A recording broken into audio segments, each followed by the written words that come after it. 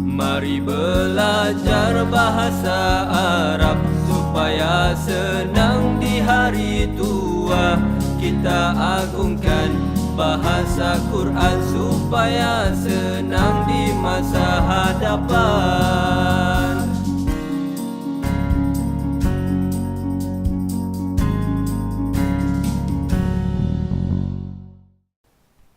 Ini kita akan sambung sikit lagi pasal huruful hijai, dan kita akan tengok bagaimana huruf hijai ini berperanan semasa kita membaca Al-Quran. Ataupun al-huruf al-hijaiyah.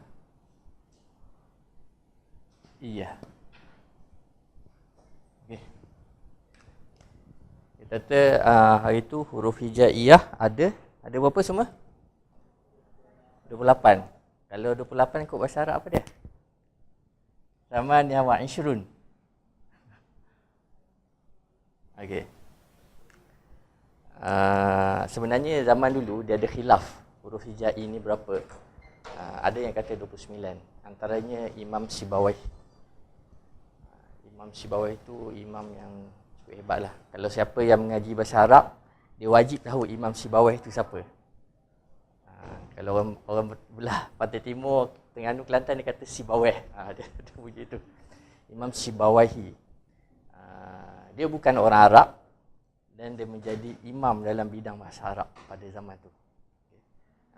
Saya tak nak cerita benda tu. Kalau siapa nak cerita, nanti ingatkan saya di akhir kelas lagi. Sebab dia cerita kisah dia tu boleh menjadi motivasi pada kita untuk belajar bahasa Arab. Sangat menarik. Okay. Imam Sibawayhi dia kata huruf hijaiyah pada asalnya 29. Pada asalnya. Kemudian telah berlalu zaman dia menjadi 28. Okay. Sebabnya yang hari itulah dia kata yang alif waw ya tu. Huruf-huruf mat tu dikira dimasukkan sebagai huruf hijaiyah. Saya kata itu kita akan bincang dalam bab hamzah. Itu nanti kan. Itu pendapat Imam Sibawayhi. Okey. Jadi huruf hijai ni yang pertama apa dia? Alif. Ba. Ta. Sa. Jim. Ha. Kha. Dal. Zal. Ra. Zai. Sin.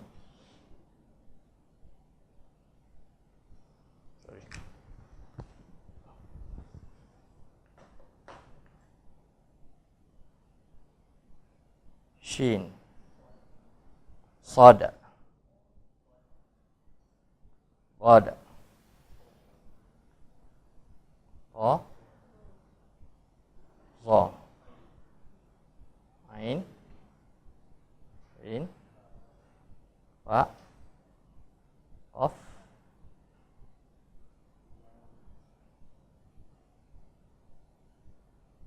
Lam. Mim. Nun. Ha. Waw. Ya. Tulisan dia ingat lagi? Okey. Alif, lam, fa. Alif. Ba. Ta.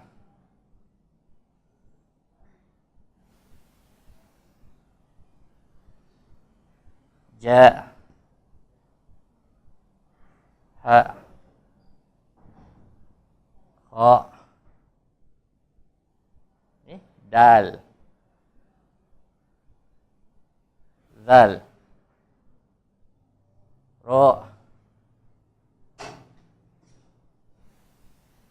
Zai. Sin. Shin.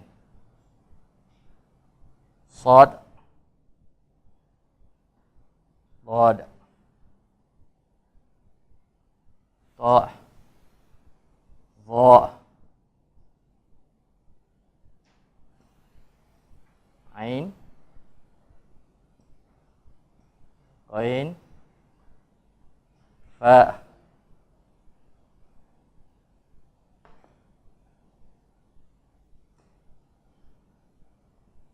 Qaf,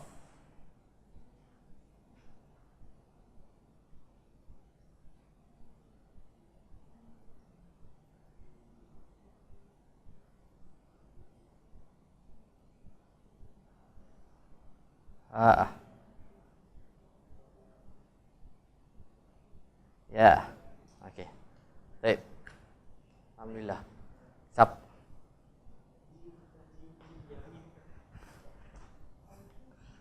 Ini dalam surah Yasin lah. Ja'a rajulun.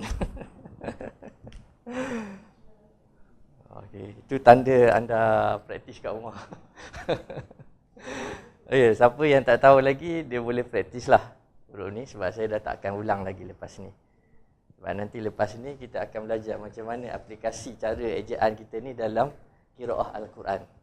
Saya masuk sikit lah bab qiraah nanti, bab tajwid. Okey.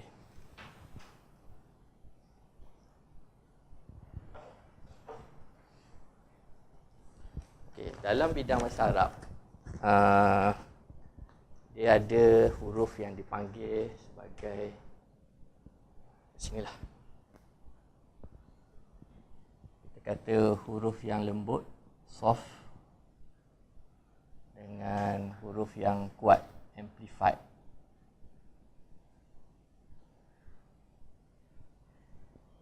Okay. Dalam ilmu tajwid, biasa benda ni dia bincang dalam bab tarkib wa tafkhim. Tapi saya tak nak terjemahkan benda tu sebab dia ada lain sedikit benda tu. So ini hanyalah secara umum untuk kita membezakan huruf-huruf ni tentang sebutan dia. Okey, yang pertama huruf alif. Agak-agak dia lembut ke dia kuat?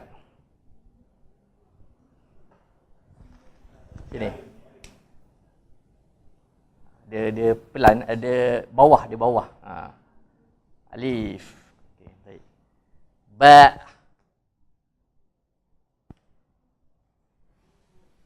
Sini.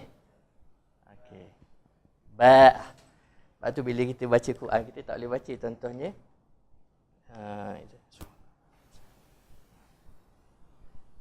Innahu kana tawwaba. Dia tak boleh innahu kana tawwaba.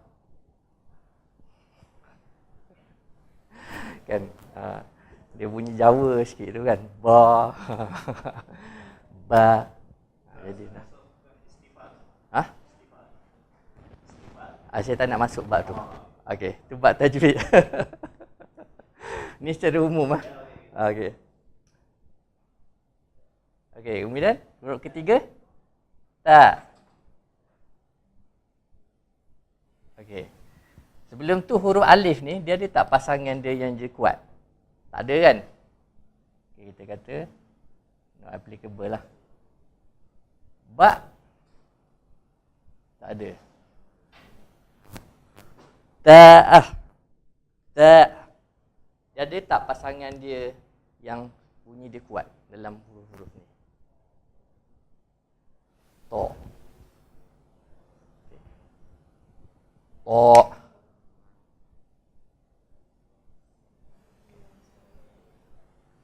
Jadi secara umumnya dia mempunyai features yang lebih kurang sama. Cuma to tu dia tebal. Dia kuat.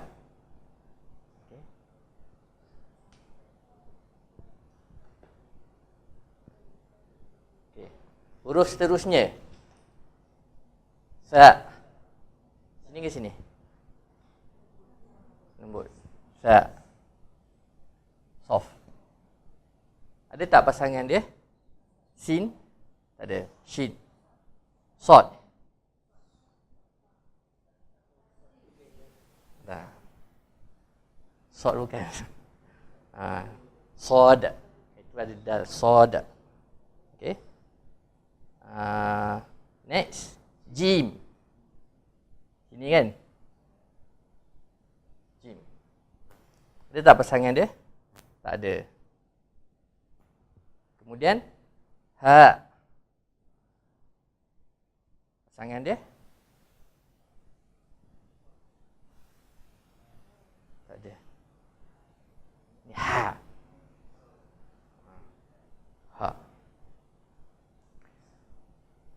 Kemudian ha, kha. Kha sini ke sini? Ba. Kha. Yang itu kata kan? Kha. Khalidina fiha. Dia tak boleh khalidina fiha. Itu salah. Dia baca. Okey, so ini dia tak ada. NA. Kemudian dal. Dal. Jadi tak pasangan dia? Dad. Kat sini dia ada khilaf yang sangat berpanjangan, tak selesai sampai hari ni. Nanti saya cerita sekejap lagi. Okey, kemudian zal. Okey. Zal ada pasangan dia? Dha. Okey, baik. Mumtaz. Saya sebut semalam bila sebut za, nanti dulu jangan salin dulu, tengok dulu.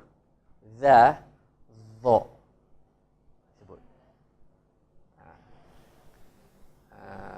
Dalam bidang tajwid, makhraj dia ada sedikit berbeza, tapi secara umum dia lebih kurang sama. Okay. Kemudian ra. Ra soft ke amplified? Ra. Pasangan dia tak ada.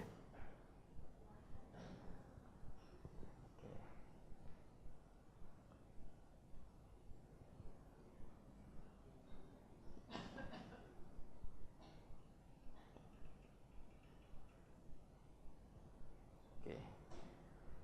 Ra lagi. Zai. Kiri ke kanan? Soft.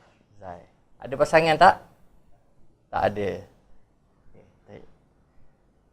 Kemudian sin.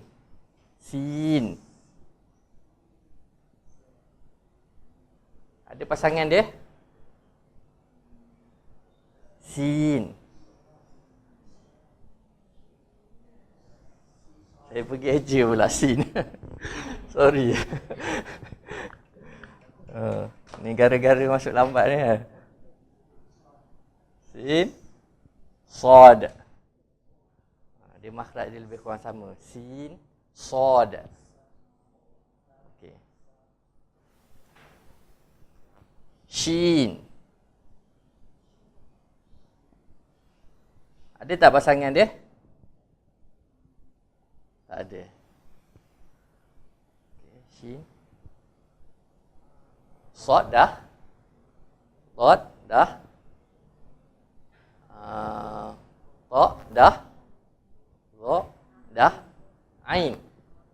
Okey. Ain.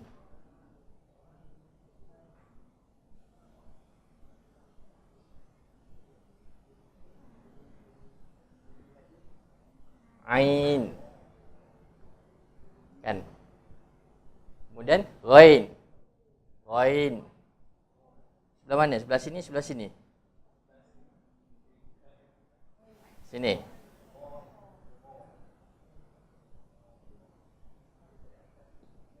Kat sini pun ada khilaf. Di sisi bahasa, ada yang mengatakan dia di sebelah sini. Tapi di sisi ahli qira', ilmu tajwid, ini dia termasuk sebagai huruf isti'la, kan? Jadi tebal. Dan saya cenderung untuk pilih yang ni lah. So saya khilaf dengan tok guru saya. Apa dia? Untuk pelajaran ni, okey, kita letak kat sini dulu NA ataupun kita kata kat sinilah.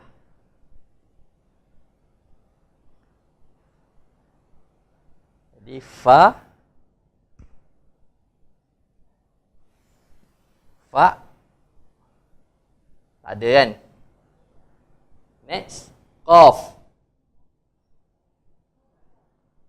Kat sini.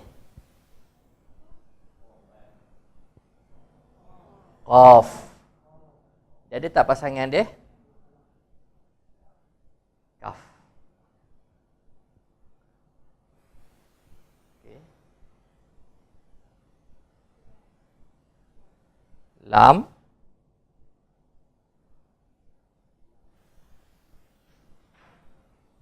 Mim. Nun. Ini seterusnya lah. Ha. Waw. Ya. Ini tak ada pasangan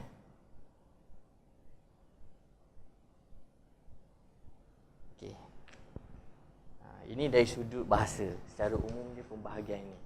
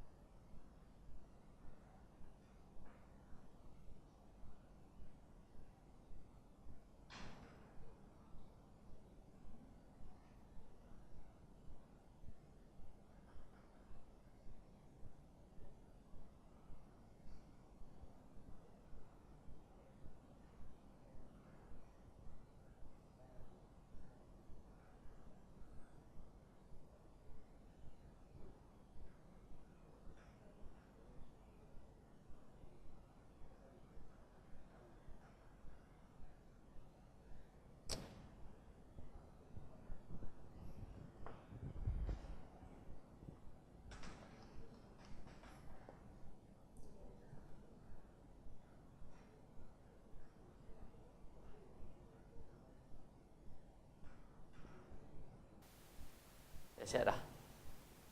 Okey. Sebut tebal atau nipis, kuat atau perlahan, lembut dan sebagainya dalam bahasa Arab sangat-sangat penting di sisi orang Arab. Tapi cuma kita orang Melayu ni kita tak kisah kan, kita langgar je. Lepas tu kalau orang dah biasa dengan bahasa Arab, bila ada silap sikit dia telinga dia tu dia lain macam. Dan benda tu bagi mereka dia boleh mengubah makna. Macam kita cerita dulu apa masuk kalam kan. Kalam bil wad'i tu dengan bahasa Arab. Jadi kalau kita silap sebut, dia memberi mengubah makna. Dan kalau kita membaca Al-Quran dalam bahasa Arab, dia boleh mengubah makna Al-Quran itu tanpa kita sedar. Ini antara contoh-contoh perkataan ejaan yang sama. Ejaan ni dia lain, yang lain tu semua sama. Contohnya tak dengan tok. Okay. Ini jadi apa? Tab. Tob. Kalau kita baca tab ataupun ni tob, jadi dia lain maksud dia. Tabah ni apa maksud dia? Tab. Tak tahu. Belajar lama tak tahu. Tabah tu kita bertaubat lah. Tabah. Mohon ampun. Tabah. Tabah. Tabah ya tubuh. Okay.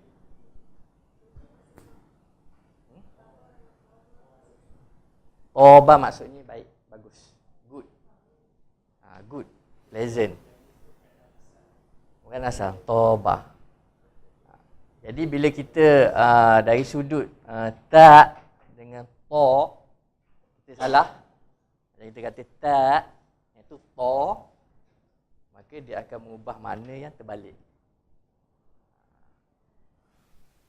To balaku minan nisa, ada dalam Quran. Dua-dua ada. Okey. Ini huruf yang dekat-dekat. Okey. Kemudian huruf zal dengan za. Saya cerita dulu kan.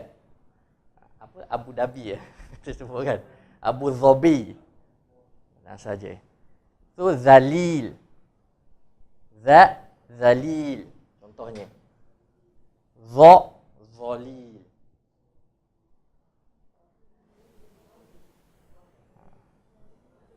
Zalil, zalil. Jauh. Tapi kalau kita tak bezakan dia benda ni, dia jadi sama. Okey, apa maksud zalil? Zalil tu rendah, low. Macam bukan tanah rendah. Kalau orang tu macam dia merendah diri, jadi dia humble lah kan. Zalil ni dalam sudut yang dia bukan tawaduk, yang agak negatif. Dia macam dia macam tu. Orang ni low class lah, macam gitulah lebih kurang kan. Lebih kurang tu lah. Tapi dia tak sampai lah tahap ini macam tu. Dia Zali, maksud dia shady. Shade. Teduh. Shady. Ada satu tafsir oleh Syekh Said Qutub. Kalau pernah dengar Fi Zilalil Quran. Pernah dengar nama tafsir tu? Zalil. Di bawah naungan. Terjemah dia. Terjemah dia. Fi Zilalil Quran. Itu sebutan dia. Okey? Ini beza dia. Okey. Huruf dal. Dar. Apa maksud dar? Betul lah tu, Darul. Kita selalu dengar kan? Darul Quran, Darul Syifa kan? Itu siapa sebut yang pasal jin itu kan? Darul Syifa, lagi dar apa? Kalau kita pergi melalui suatu kubur, ada sebut dalam hadis, kita sunat memberi salam kan? Assalamualaikum ya ahli dar. Salam sejahtera ke atas ahli-ahli dar, rumah lah, rumah, bangunan dan sebagainya. Kataan seperti baits, rumah, manzil. Okay. Manakala dor, itu maksudnya benda yang tak elok, yang membahayakan. Dalam bahasa Melayu kita pakai, ada juga darurat. Bila ada darurat, kita boleh makan daging babi contohnya. Dor. Okey. Dar, dor. Maka bila kita silap sebut, silap. Kemudian huruf sin dengan sod. Sin, yusalli. Okey. Yusalli dengan yusolli. Apa maksud yusalli dengan yusolli?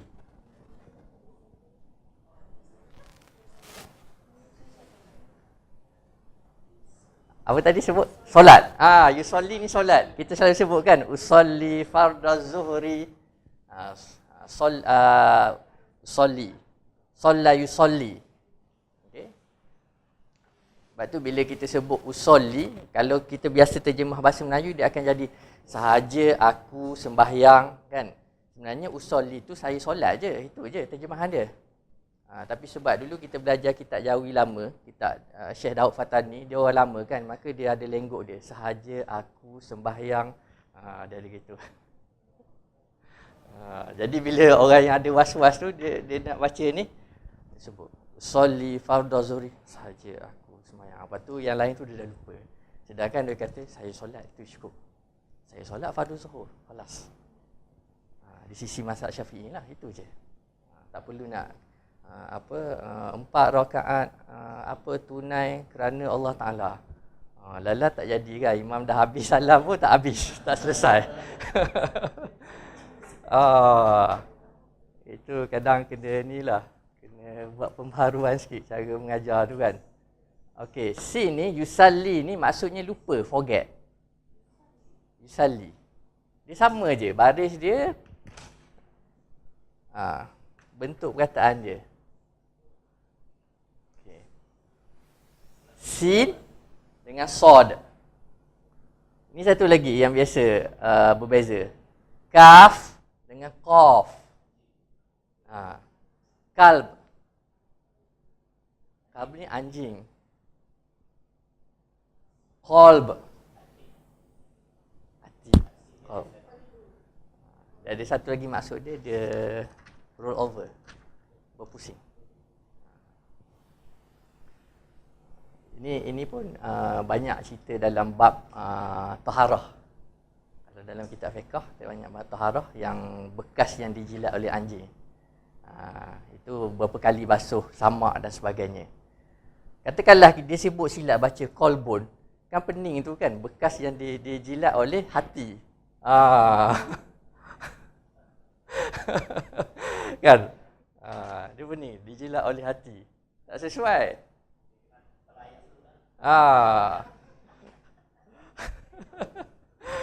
Masalah samak dan sebagainya lah. Kita tak cerita tu lah. Qalbun, sama juga qalbun. Qalbun ni biasanya kita bincang bab tasawuf kan, qalbun. Ulumul qalb, ilmu hati. Kataan kata qalbun salim. Hati yang sejahtera kan, baik.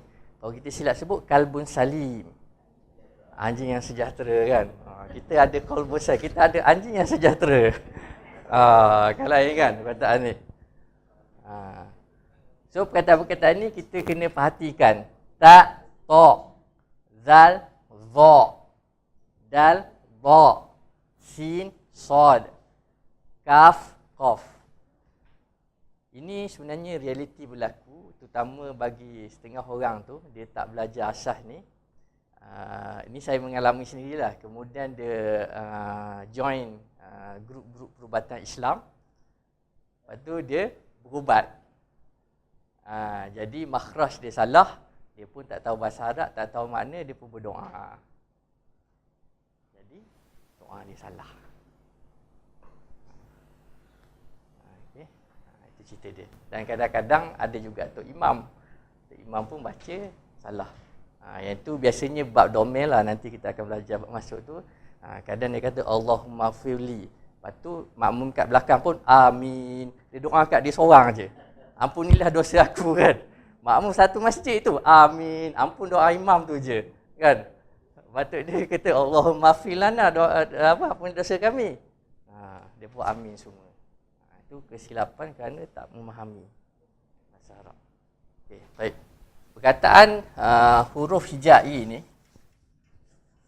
ini hanyalah dari sudut kita kata tulisan dia.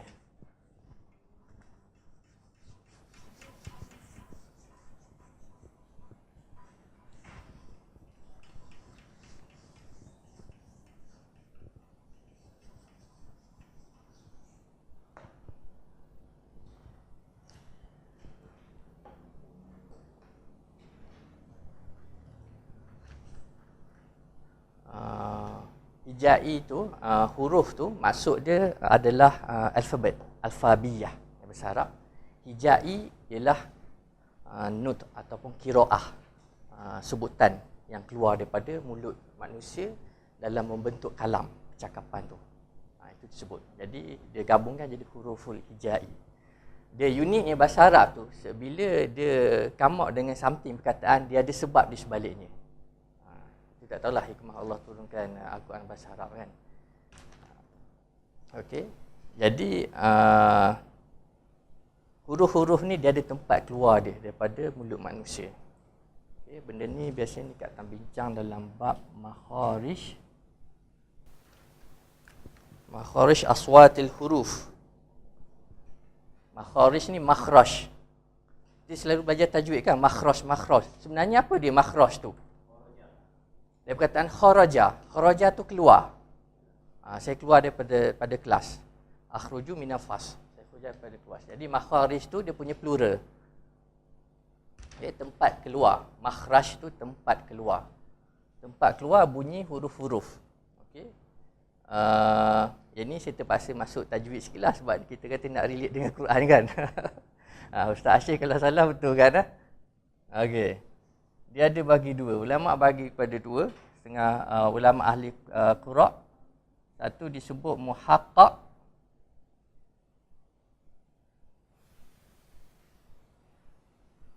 Satu lagi muqaddar.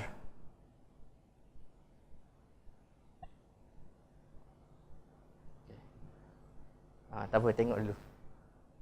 Okay. Muhaqqaq ni dia yang hakikat, yang betul-betul. Okay. Yang muqaddar ni ingat tak dulu saya pernah cerita pasal takdir. A'udzu bil bismillah. Bismillahirrahmanirrahim kan. Dia tak tulis kat situ tapi ditakdirkan dia ada. Okay. Ini betul-betul ada. Dia terbagi kepada dua. Yang pertama, huruful hijai.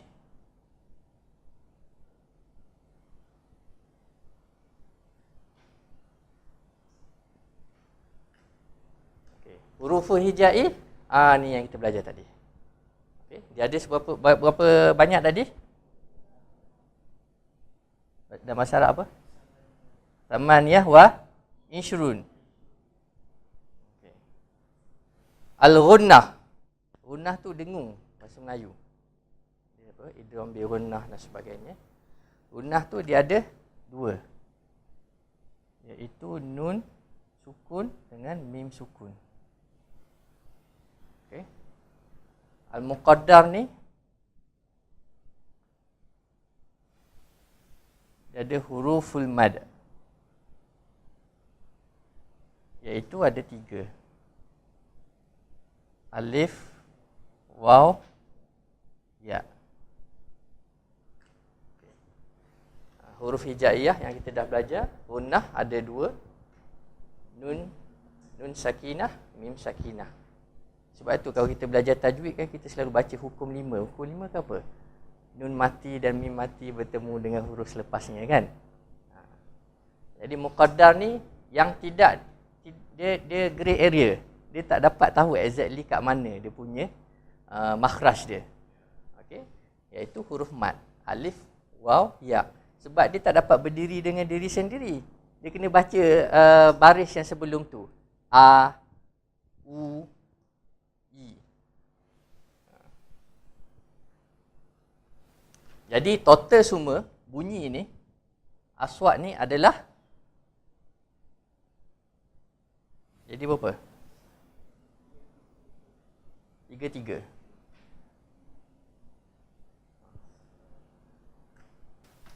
Itu pembahagian dari sudut jenis dia. Okey. Pembahagian dari sudut di mana dia keluar.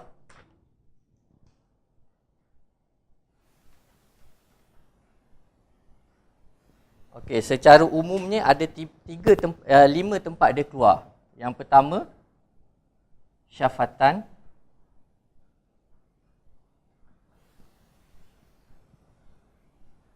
Yang kedua, lisan. Yang ketiga, halq.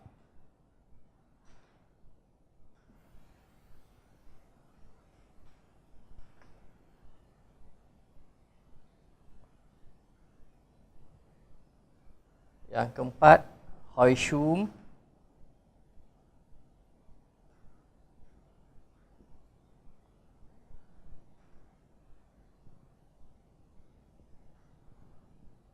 Yang kelima, jauf.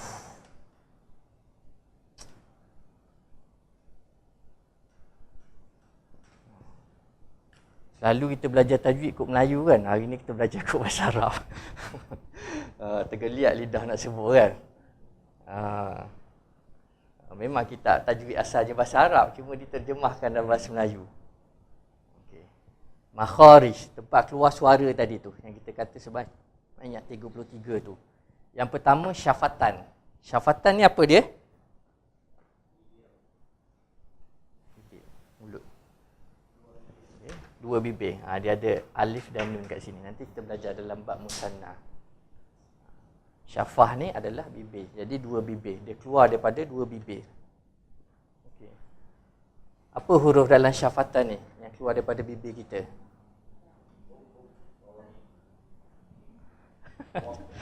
Cikgu tajwid kat sini, bagilah orang lain pula jawab. Okey, ba. Lagi apa? Fa. Mim. Waw. Kan dia keluar kat bibir ni.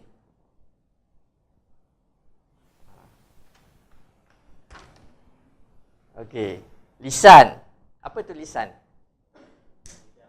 Lidah. Bahasa Melayu pakai kan lisan. Okey. Lisan ni banyaklah. Saya tinggalkan dulu.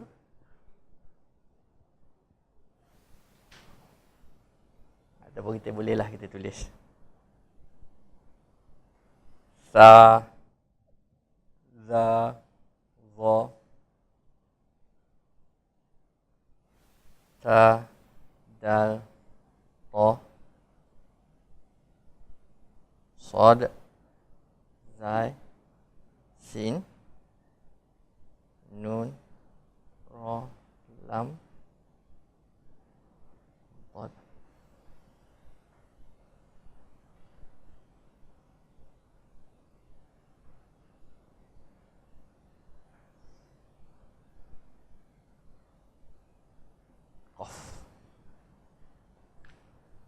Yang ketiga, halq. Apa tu halq? Halkum. Dia kalau kita ada tanwin macam ni, dia halkun. Tapi bahasa Melayu di M kan nun tu. Halkum. Saya pun tak tahu macam mana dia diraih benda tu kan, jadi M tu. Halq. Jadi huruf halq ni adalah win, kha, ain, ha, hamzah, ha. Alif lah.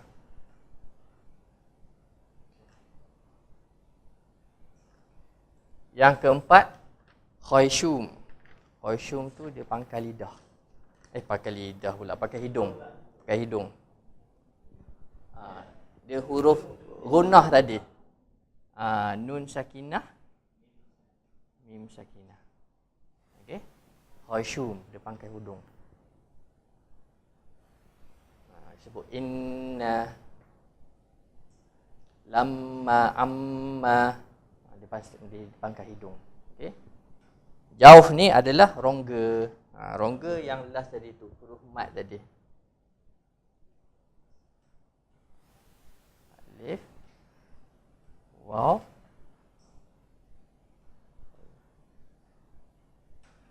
ya, a, u, i. Ini rongga.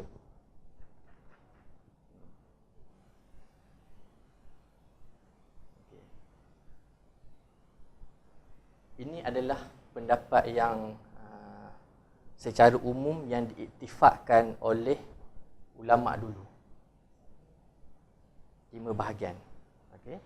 Dan inilah kemudian diikuti oleh ahli-ahli qura', para qari dan sebagainya berdasarkan pendapat ini. Okey. Ini pendapat secara umum, tapi pendapat yang secara khusus di mana huruf-huruf ni keluar, maka ada khilaf di kalangan ulama di situ. Okay. Ada yang mengatakan dia ada 17 tempat keluar. Okey. Itu antaranya pendapat Imam Al-Khalil bin Ahmad. Okay. Dan pendapat itu diikuti oleh Jazari. Kalau siapa baca Tariq Jazari, maka itulah pendapat dia. Okay. Ada yang kata ada 16 tempat makhraj yang khusus. Itu adalah pendapat Imam Sibawai. Dan pendapat tu diikuti oleh Imam Syatibi. Siapa yang baca qiraah Syatibi, dia akan ikut pendapat tu. Dan ada yang kata 14 tempat keluar yang khas. Jadi wallahu alam, yang mana satu lebih tepat? Saya belum sampai tahap untuk tarjih pendapat-pendapat tersebut. Itu yang biasa diajarlah. Sebab kita kata masa zaman dulu, kita dah cerita dulu kan dia punya root dia macam mana perpecahan tu terjadi.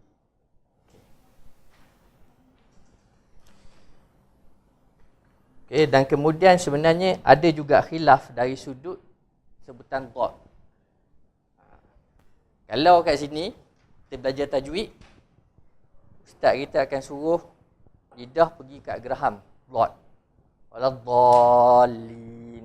Gigit sikit kan. Wallahu alam, macam saya sebut tu saya tak pasti lagi riwayat dia punya susul galur riwayat dia. Okay.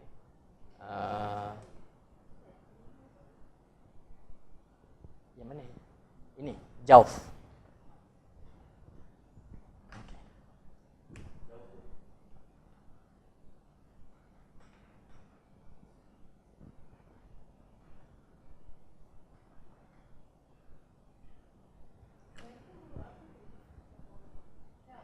Ni jim.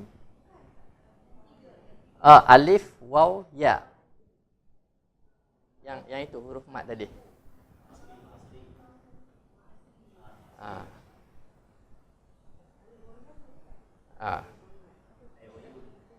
Ya.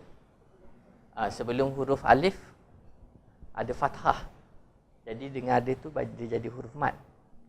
Kalau tanpa tu dia tak jadi. Okey. Yang ni dalam bahasa Arab dia akan panggil harful illah.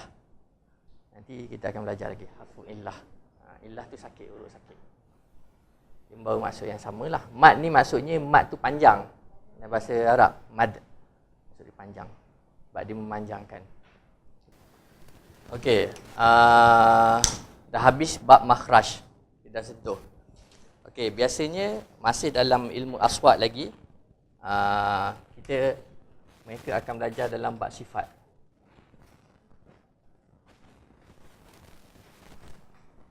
Tapi ini kita tak sentuh lah. Ini panjang sangat perbahasan dia. Nanti dia jadi kelas tajwid pula, kita tak sempat. Okey. Dan tadi kita dah bincang bab dia tebak atau nipis. Dan biasanya kalau dalam bidang qiraah dia akan panggil ni tarqiq wa tafkhim. Ni nipis, ni tebal. Tafkhim.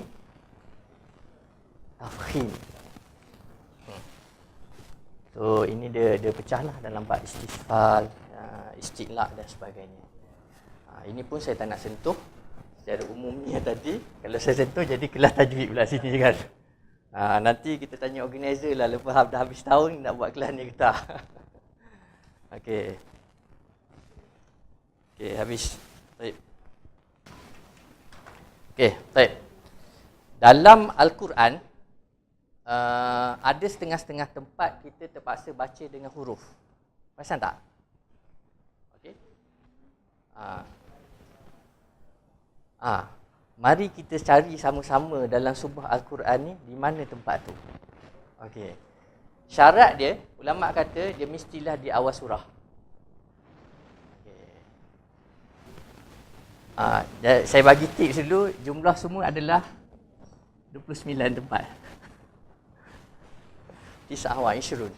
Ada 29 tempat yang kita baca dengan huruf ni. Okey, kita buka surah kedua, Al-Baqarah. Ada tak? Ada. Alif, lam, mim. Lam, mim.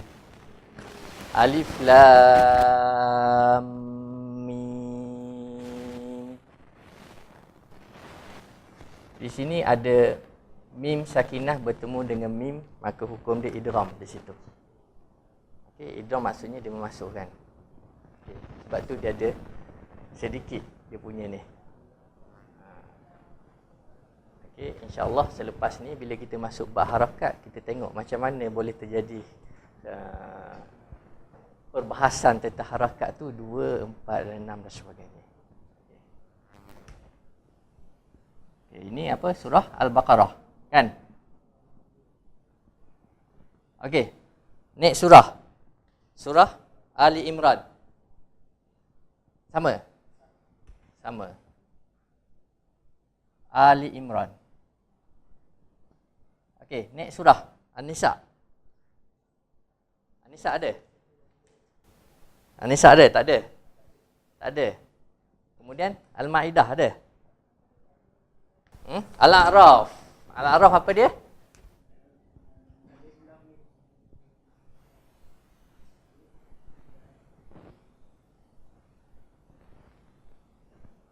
Macam ni.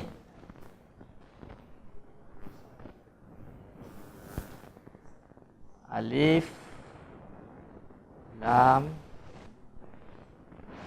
Mim, Sad. Jadi dia ini dia tak ada idgham di sini. Mim, Sad.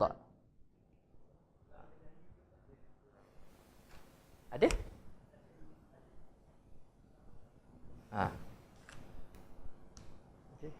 Huruf ni dalam ayat ni dibaca dengan huruf. Okey. Okey. Lagi apa lagi?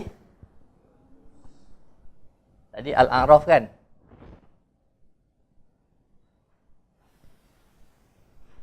Lagi surah Kaf, Ha, Ya, Ain, Sad. Ni Maryam. Okey, surah seterusnya. Ni.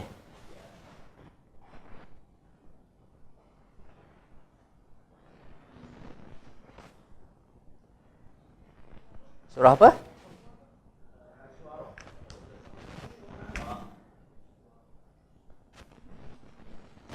Syu'ara. Okey, lagi?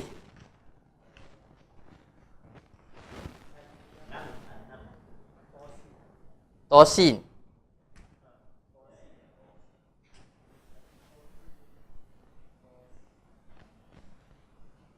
Macam ni, Tosin.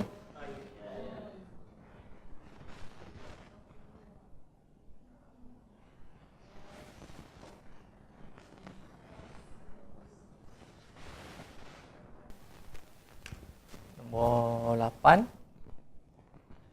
Apa tadi? Tosin Mim. Okey. Surah apa? Al-Qasas. Kisah-kisah. Okey, lagi? Al-Ankabut.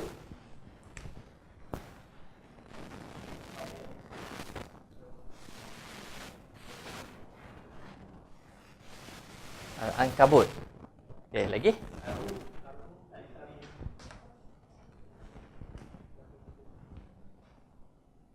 Ar-Rum. Lagi?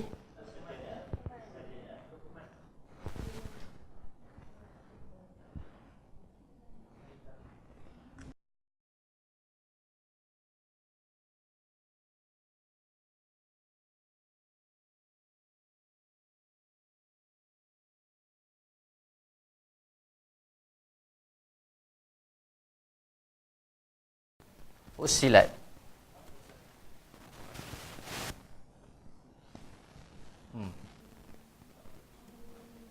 Ha, Mim, Ain, Sin, Qaf. Okey. Lagi?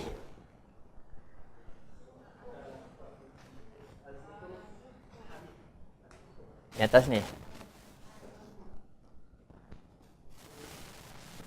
Az-Zukhruf. Ad-Dukhan sama tak? Hamim Ad-Dukhan.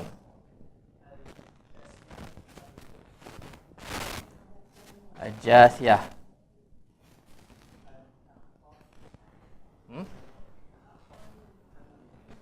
Ini. So, apa tadi?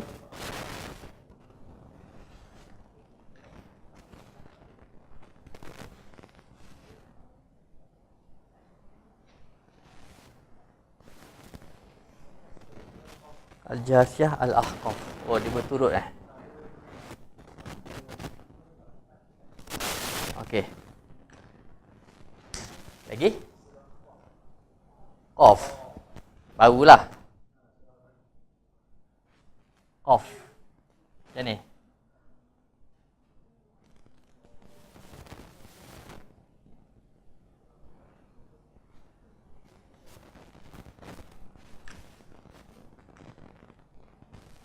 Ada lagi? Nun. Wal qalami wa ma yasturun.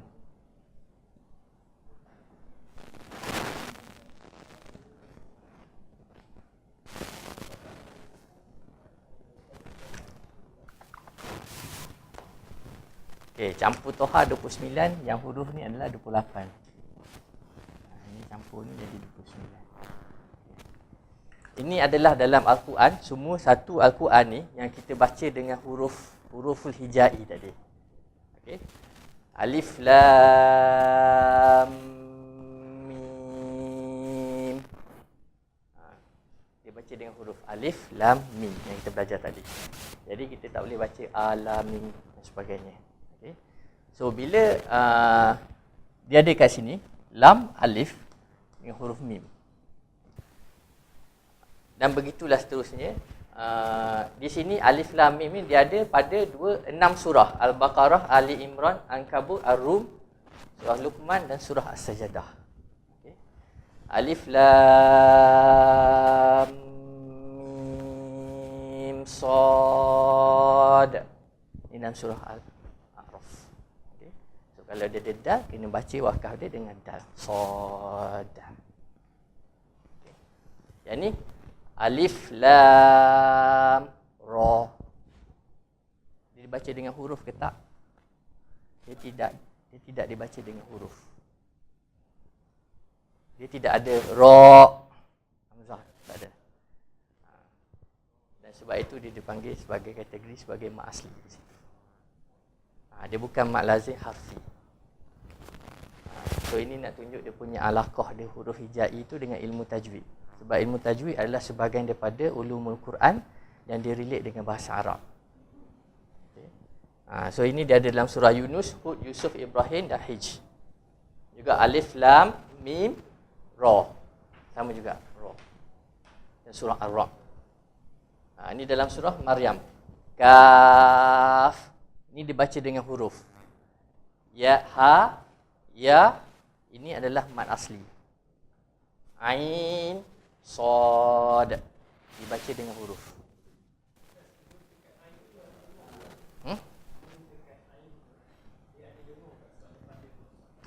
Tadi. Ain, sad. Okey. Bila dibaca dengan huruf, maka huruf terakhirnya adalah disukunkan dia. Ain.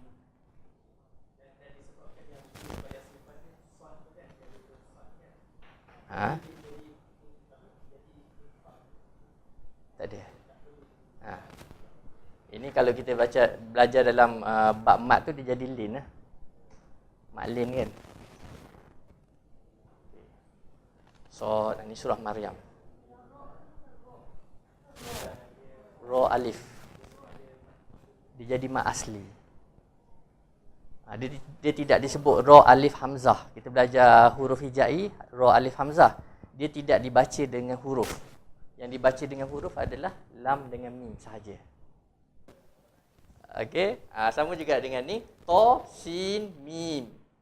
Ta tu adalah dia tidak dibaca dengan huruf, sin dengan mim dibaca dengan huruf dalam Syu'ara dengan Al-Qasas. Dengan An-Nam, ta, sin dibaca dengan huruf. Ta ini mad asli. Sama dengan Yasin, sin. Yang ni sad. Ya ni mad asli. Ha, mim, mim. Ha ni mad asli. Yang ni ha saja mad asli, yang lain tu dibaca dengan huruf. Yang ni dibaca dengan huruf. Yang ni dibaca dengan huruf. Nun. Toha tadi adalah mad asli. Toha, dia tidak dibaca dengan huruf. Okey. Kesemua perkataan ni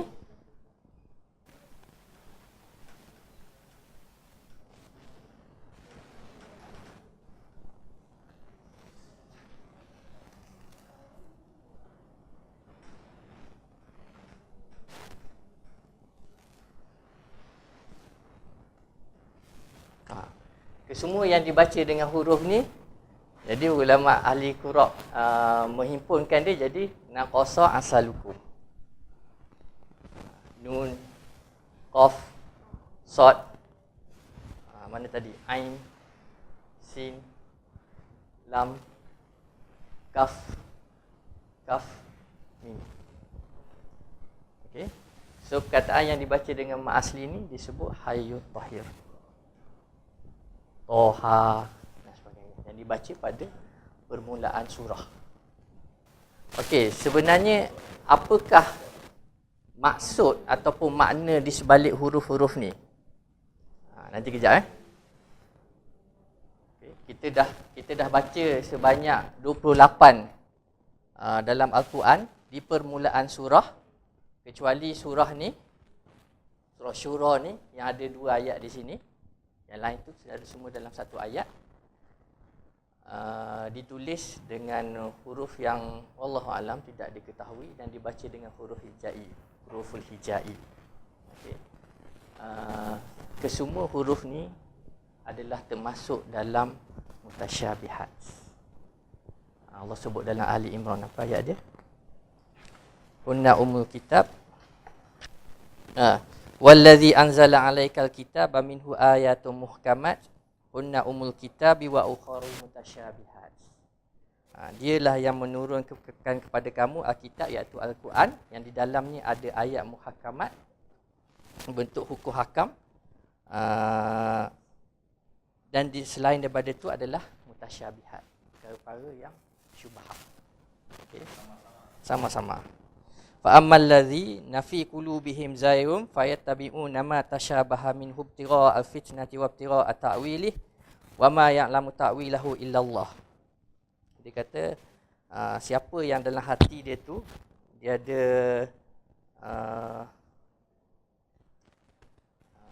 saya tak tahu terjemahan, boleh tengok terjemahan Melayu tak? Ayat 7 Ali Imran.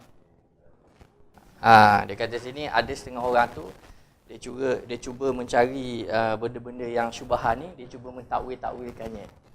Okey. Sama-sama. Padahal dia kata tidak ada siapa yang mengetahui takwil ini melainkan Allah Subhanahu Wa Taala. Dan orang yang ilmunya mendalam berkata, kami beriman kepadamu Al-Quran. Okay. Orang yang beriman dia kata kami beriman je, Allah bagi apa?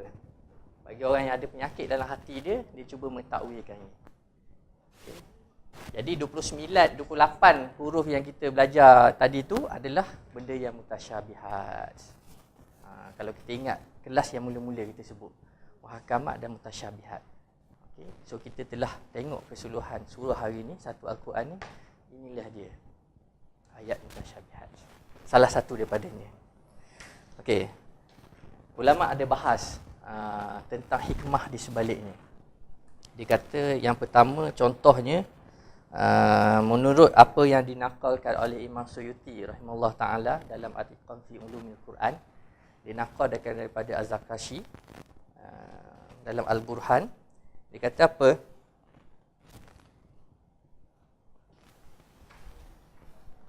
Dia kata dalam surah Yunus, mana tadi Yunus? Disebut perkataan alif lam ra. Kerana dalam surah Yunus tu ada lebih 200 kalimah yang menggunakan perkataan ra. Mungkin di situ hikmahnya. Disebut alif lam ra. Okey. Kemudian dia kata lagi dalam surah Sad disebut Sad, kerana dalam surah Sad tu disebut beberapa cerita berkenaan khusumah. Khusumah ni pertelingkahan. Khusumah. Dalam kisah tu dia ada pertelingkahan antara kisah Nabi Daud. Siapa pernah baca surah Sad, nanti balik boleh tengok. Malaikat dia menyamar jadi orang, dia lompat masuk dalam istana Nabi Daud. Dan dia mintakan hukuman. Yang kata orang ni dah ambil, dia ada 99 ekor, dia ambil lagi 1 ekor, nak bagi 100. Kan? Itu Allah nak uji dia. Nabi Daud pun bertaubat dan sebagainya. Maka di situ cerita khusumah. Dan di akhir surah dia cerita khusumah tentang Iblis dan Adam alaihissalam. Yang Iblis berjanji minta tangguh kat Tuhan sampai hari kiamat. minta tangguh nyawanya tidak diambil dan Allah izinkan dia dan dia berjanji akan menyesatkan keseluruhannya Bani Adam. Itu khusumah antara iblis dan Adam. Jadi dia kata dengan sebab itu maka ditulis huruf Sa' di sini. Hikmah dia. Kemudian dalam surah Alif Lam Mim Ra, dalam surah Ar-Ra'd, maka ditambah perkataan Ra ni kerana dalam tu ada Ar-Ra'du wal Barq. Ar-Ra' ni tahu tak apa dia? Dia guruh. Ar-Ra'du wal Barq, guruh dan petir.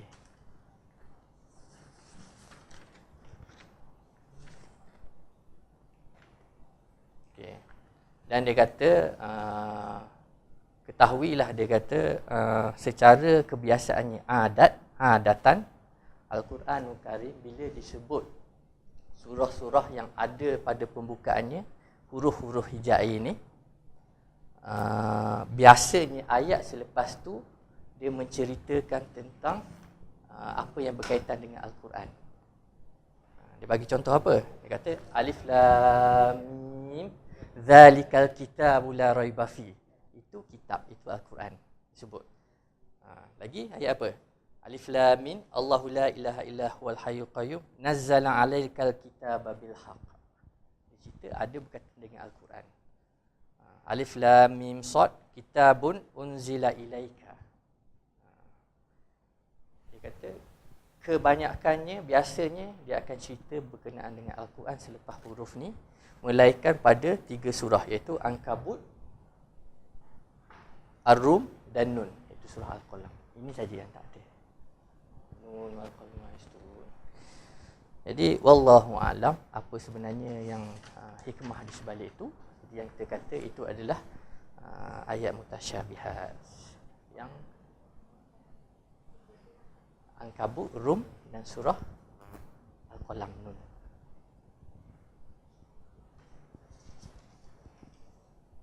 Okay, kita rehat sekejap. Lepas ni insya-Allah kita akan masuk dalam bab harakat. Kita sambung sikit lagi. Suatu topik yang muhimun jiddan, topik yang agak penting. Kita akan bincang bab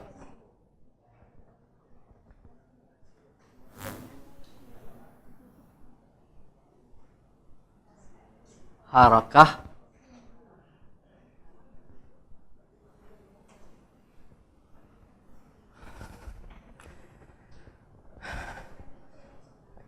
bab harakah ataupun harakat. Plural dia harakat. Bab ni sangat-sangat penting sebab nanti bila kita belajar ilmu nahwi, dia memainkan peranan yang sangat penting bab harakah ni. Okay. Salah baris dia akan salah maksud. Itu kita dah baca kan. Innama yakhsyallaha min ibadihil ulama. Dia mesti ha, dia tak boleh hu. Okey. Siapa tahu apa maksud harakat?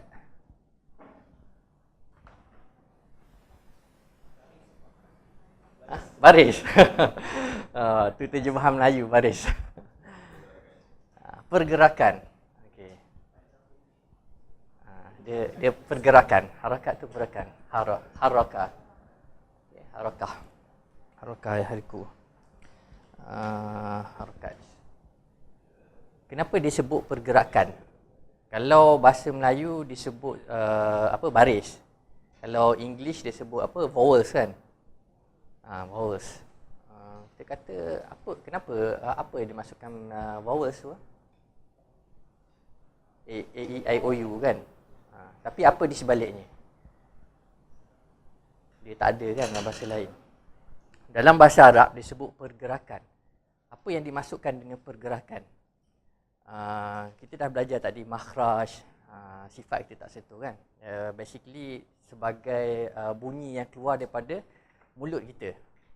Okay. So harakat maksudnya pergerakan lidah. Ulama kata bila kita sebut something, lidah kita akan bergerak. Kan? Alhamdulillah. Kan bila kita sebut tu lidah akan bergerak. Maka bila pergerakan itu, maka disebut sebagai harakah. Apa yang dimasukkan di sebalik itu. Macam saya kata, uniknya bahasa Arab itu, setiap perkataan yang dikeluarkan ada sebab di sebaliknya. Jadi diperkenalkan perkataan itu sebagai harakah kerana sebabnya yang tadi. Pergerakan dalam mulut tu. Okay. Harakah dia ada 3.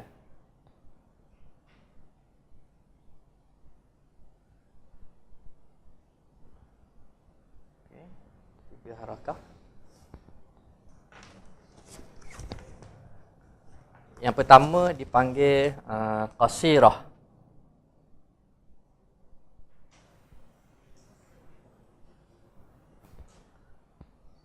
Yang kedua dipanggil tawilah. Yang ketiga dipanggil tashkil.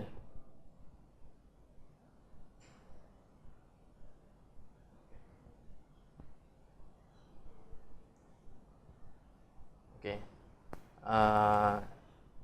Setengah dia membezakan tashkil, tapi saya masukkan sekali lah dalam ni. Okey. Qasirah maksudnya pendek. Qasir, pendek. Tawilah, panjang. Tawilah. Okay.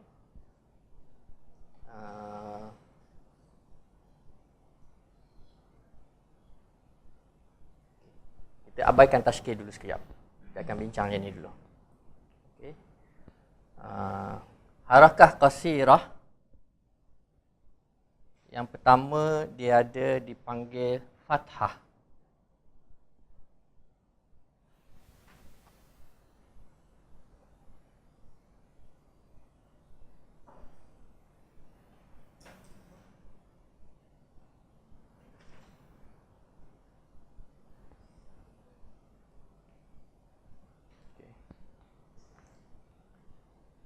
Fathah. Apa maksud fathah? Atas. Atas Allah. Bukan. Surah Al-Fatihah. Nak bagi tahlil rumah orang mati kan? Al-Fatihah. Tu imam kata kan? Al-Fatihah. Al-Fatihah buka. Fathah. Jadi apa kena mengenai fathah dengan tanda macam ni? Ya, betul. Tunjuk sekali kat online. Kita baca fathah. Okey. Maka mulut itu dibuka, fathah. Okay. Sebab itu dinamakan fathah. Okey. Jadi tanda dia adalah diletak di atas fathah. Okey. Sebab dalam bahasa Arab tak apalah, itu perbahasan ahli bahasa. Saya tak nak kelirukan orang di sini. Okey. Jadi contohnya bila sin dia ada fathah, dia akan jadi sa. Sa, fathah. Okey. Yang kedua,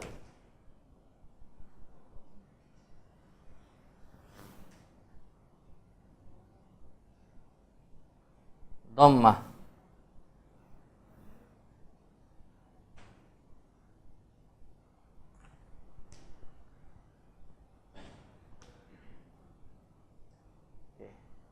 Apa maksud dhammah? Siapa tahu?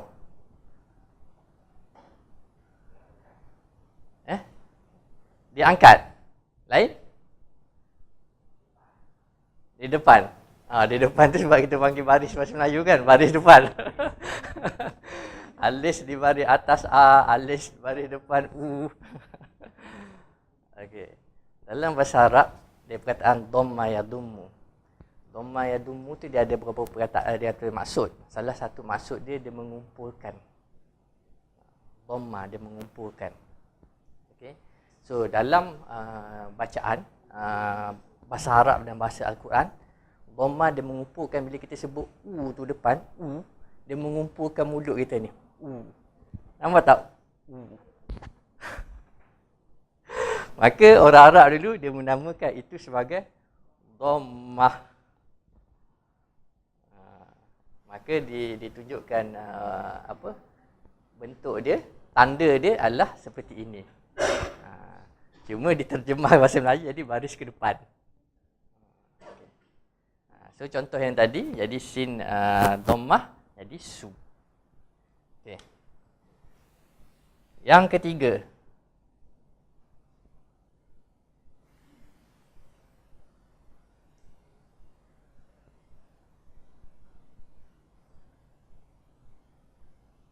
kasrah.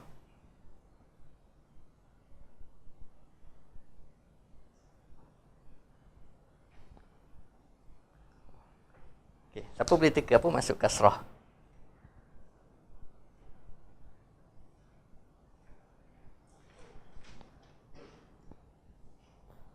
Siapa tahu maksud kasrah?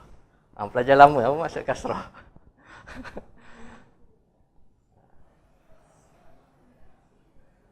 Baris bawah. Kasrah dia ada dekat-dekat dengan terjemahan bahasa Melayu. Okey, dari sudut bahasa Arab. Ya? Macam ni? Dia cakap apa tadi?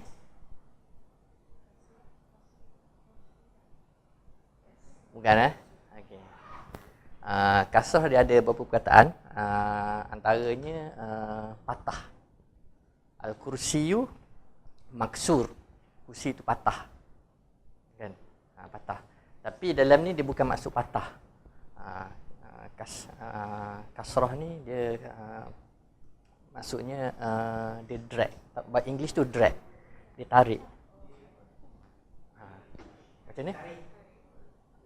Bolehlah dia tarik kemudian dia seret. Nyeret. Okey. Dengan sebab itu dia letak tanda tu di bawah. Seolah nak kata benda tu diseret. Okey. Jadi bacaan kasrah ni bacaan yang agak kuat berbanding dengan bacaan yang kedua di atas ni sebab diseret. Biasanya orang letak dhammah, fathah, kasrah. Okay. Tapi dalam kelas ni buat permulaan saya letak fathah, dhammah, kasrah. Okay. Sebabnya ada yang dah belajar, ada yang belum belajar lagi lah bahasa Arab. Kita dah belajar huruf hijaiyah. Kan? Huruf hijaiyah kita akan bermula daripada alif sampai ya. Kan? Bila fathah ni kita kata seolah dia macam alif kan. Dhammah waw. Ini ya. Okey. Jadi saya nak follow dia punya sequence. Alif, waw, ya. Jadi saya letak fathah, dhammah, kasrah. Okay. Tu dia divert sikit lah daripada traditionally kita belajar. Saya buat bid'ah sikit lah dalam bahasa Arab kat sini. Kena kelas ni. Bid'ah sana. Okay. Sebab sequence ni daripada kita belajar huruful hijai, kita akan belajar harakah dan kita akan belajar i'rab nanti dia punya susunan dia akan sama je semua. Macam hari tu ustazah kita ada cerita dia confuse sikit dalam bab i'rab kan. Kenapa kadang dia ada ta, kadang kenapa ada ya, ada waw, ada semua tu.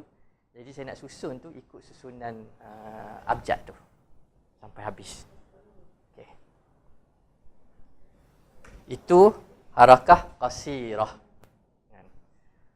So harakah qasirah ni banyaklah kita tengok dalam Al-Quran kan. Dan dia terlibat dengan ilmu nahwi yang macam kita kata hari tu. Yang bila Sayyidina Ali minta Abu Aswad Ad-Du'ali untuk menulis ilmu nahwu kat situ. Jadi dengan kata lain diletakkan macam mana bacaan suatu perkataan tu dalam Al-Quran. Dan dia melibatkan harakah. Kemudian Sayyidina Ali kata bila dia dah present dekat Sayyidina Ali, dia kata ini yang aku telah buat semuanya. Dan dia kata laqad nahauta nahwan jamila. Kamu telah buat suatu garis panduan yang sangat cantik. Itu Abu Aswad Ad-Du'ali dia kata kita nak habis tu kita nak namakan apa ilmu ni kan? Dia kata ilmu nahwu. Dia ada ilmu nahwu.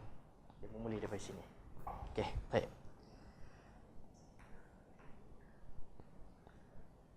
Di sana ada harakah qasirah, kemudian dia ada satu lagi harakah tawilah. Apa dia harakah tawilah? Siapa tahu? Panjang. Harakat yang panjang. Kita belajar ilmu tajwid kan yang panjang. Huruf mat tadi kan. Apa dia? Harakah tawilah? Alif, waw, ya. Okey. Cukup ke kita kata alif, waw, ya? Tak. Qabla alif, fathah. Wa qabla waw, dhammah. Wa qabla ya, kasrah. Okey. Contoh, kita ambil contoh tadi. Maka sa akan jadi sa.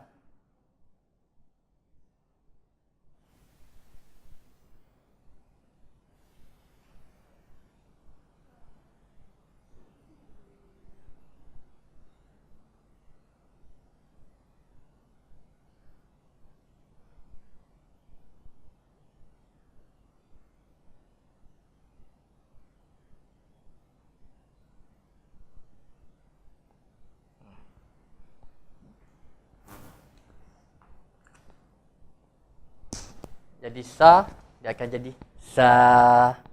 Ini panjang. Bila dhammah tadi, bila dia jadi harakah tawilah, dia akan jadi su. Kan? Sa, sa dia tambah. Su, su. Harakah kasrah, dia akan jadi si. Dia panjang, si, dia tambah. Maka dengan sebab tu dinamakan harakah tawilah. Okay. Maka timbul suatu perbahasan. Harakah ni, kam harakah. Berapa harakah bacaan ini? Yang kita belajar berapa bacaan dia? 6 harakah. 2 harakah. 2 harakah. Harakatain dia panggil. Okay. Maka harakatain itulah yang dalam tajwid tu dipanggil mad asli. Kerana secara asalnya, inilah huruf harakah tawilah dia. Harakah yang panjang. Okay.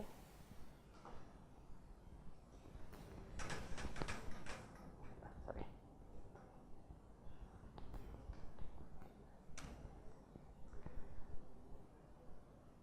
Okay, bila kita belajar tajwid, huruf mad dia akan ada 2. Asli ataupun tabi'i, far'i. Far'i apa maksud dia? Far'i itu cabang. Dia asli ini saja. Dengan campurlah ada perbahasan mak, iwat dan sebagainya lah yang 2 harakat tu. Yang far'i ni itu yang bercambah. Okay. Sebab asalnya ini saja harakah dia. Okay. Yang timbul perpecahan untuk wujud di sini bila kita baca Quran panjang dan sebagainya, dia adalah dengan sebab dia ada hamzah, dengan sebab dia ada sukun dan sebagainya lah. Nanti kita cover kemudian lah bila ada masa. Okay. Yang ketiga, dia ada tashkil.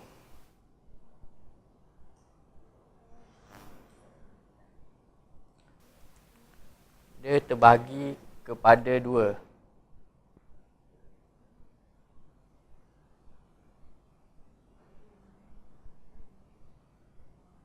Satu, dia ada sukun.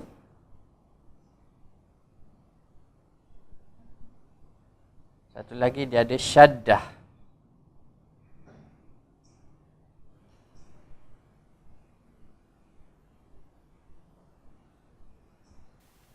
Okey, tashkil dia ada terbagi kepada 2, satu sukun dan satu lagi syaddah.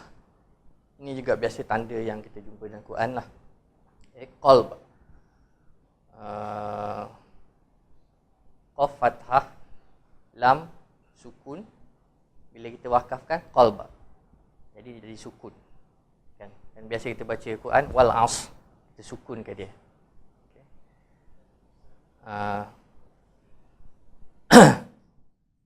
setengah orang dia baca kolbun. Okay. Mungkin kita boleh praktis. Dia bila dia stand alone, huruf perkataan tu dia stand alone, kita boleh bacakan dia dengan wakaf. Kolb. Kenapa? Sebab bila ada dari tanwin, kolbun contohnya, kita akan dari sudut i'rab bahasa Arab kita kata itu adalah perkataan. Itu adalah ayat. Dia bukannya perkataan. Dalam konteks kita ni, itu adalah perkataan. Dia akan kita kata kenapa suatu perkataan tu dia fathah, dhammah ataupun kasrah, kedudukan dia dalam ayat macam mana. Alhamdu. Kenapa? Sebab dia mubtada contohnya. Itu kita akan masuk nantilah sebabnya. Okay. Maka ini adalah sukun. Dan yang kedua adalah syaddah. Muhammad. Dia ada syaddah kat sini. Kenapa kat situ dia ada syaddah? Okay. Asal perkataan ini Muhammad, mim,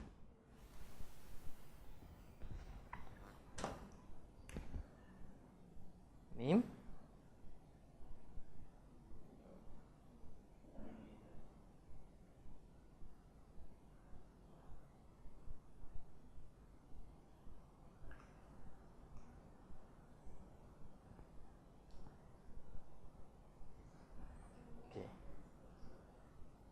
asal perkataan dia jadi mim, ha, mim, mim, dal. Dia ada double mim. Okey. Mim yang pertama ada sukun, mim kedua fathah. Jadi orang Arab ni dia susah, dia tak ada macam English yang ada double letter. Okey, Muhammad. Jadi dari sudut dia kata daripada dia letak benda ni, dia convertkan dia jadi syaddah. Maka wujudlah syaddah jadi Muhammad. Okey. Okey. Apa maksud sukun? Siapa tahu apa maksud sukun? Sakinah. Okey. Aman damai. Baiti jannati kan. Aman damai. Okey. Sebenarnya dalam bahasa Arab itu satu makna dia ada banyak makna antaranya, dan makna yang di sini salah satu maknanya lain, dia macam dia pause ataupun dia stop sekejap, dia break kan. Contohnya kita naik kereta dekat highway, tiba-tiba kereta depan tu break, kita tengah laju, lepas tu kita break sekejap, kita pusing ke kiri, dia tak break terus. Jadi sukun di sini maksudnya dia break sekejap macam tu. Sebab tu kata qalbun. Dia call tu dia break sekejap. Call, pause. Jadi dengan sebab ucapan orang Arab dulu, bila dia ada ucapan yang dia membreakkan diri dia tu sekejap, lidah dia tu, maka dinamakan benda tu sukun. Kalau dia break lama sikit, maka dia jadi saktah. Kan dalam Yasin kan? Saktah. Okay. Kemudian syaddah. Okay. Syaddah ni apa maksud syaddah?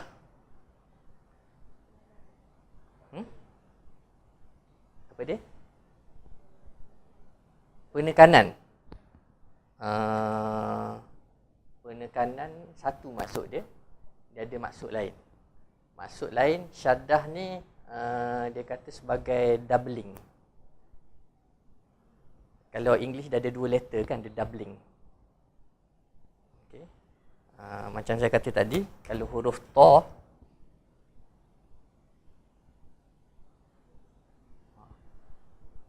kan, dia double.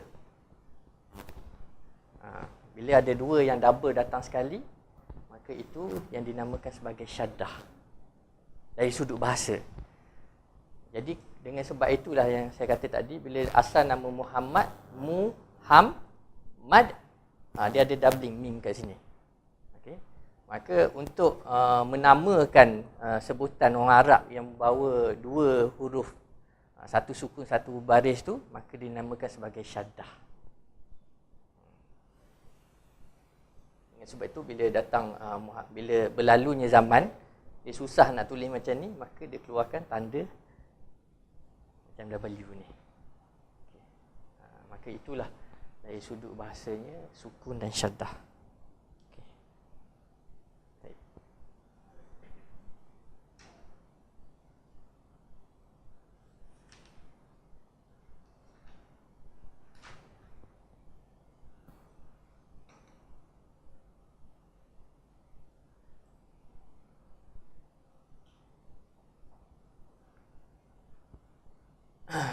Qasirah, tawilah, tashkil, sukun, saddah. Dan ini adalah tanda-tanda yang banyak digunakan dalam Al-Quran. Dan tanda-tanda ini adalah sama dengan tanda-tanda yang digunakan dalam bahasa Arab dan sebagainya. Dia tidak ada beza. Kalau dalam bahasa Arab, Al-Quran nama dia Fathah, Dhammah, Kasrah, dalam bahasa Arab pun sama. Okay.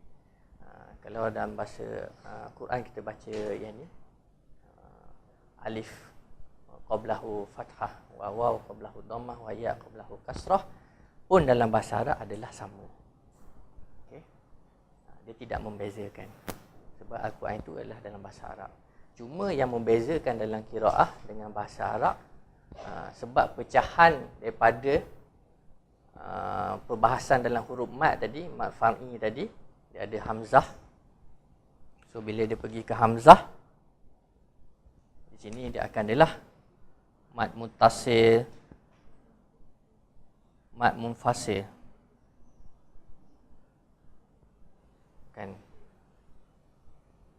sukun dia ada arid, ma'arid li sukun dan sebagainya lah. Banyak lagi pecahan dia. Lazim.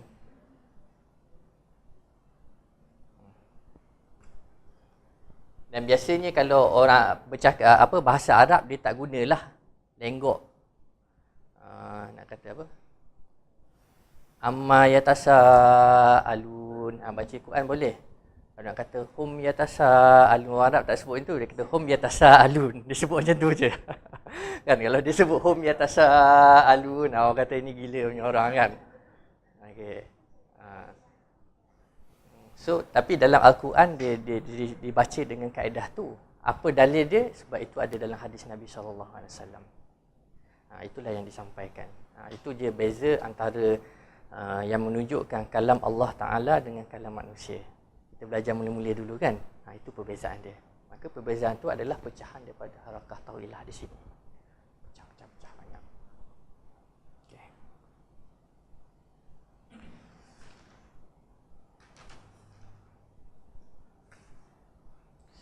Okey, ada soalan nak tanya? Dia bentuk.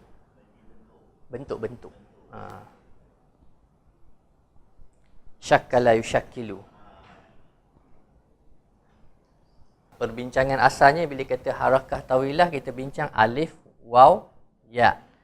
Atas ni dia tak ada baris ke, dia tak ada sukun, dia tak ada apa-apa tanda. Jadi tanda dia kata harakat tawilah qabla alif fathah. Kalau nak letak sukun ke, tak nak letak sukun ke, itu dari sudut apa orang kata, penulisan lah. Saya rasa dalam Mashaf Osmani tak ada kan? Mungkin qiraah lain mungkin ada lah. Saya tak pasti yang tu.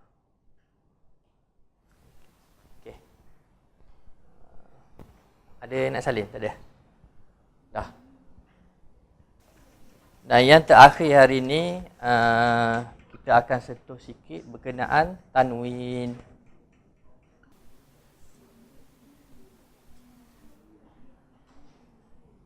Tanwin. Saya tersilap. Saya terpadam yang tadi. Sebenarnya daripada situ. Tak apalah. Okey. Bagi yang pernah belajar bahasa Arab, dia mungkin tahu tentang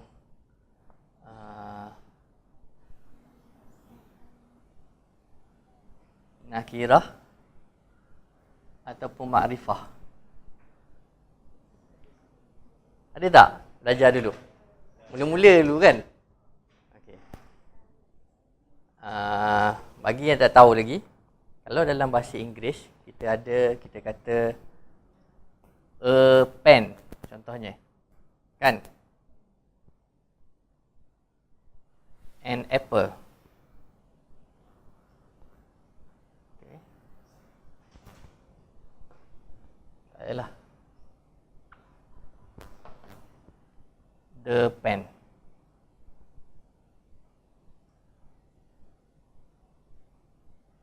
Okay.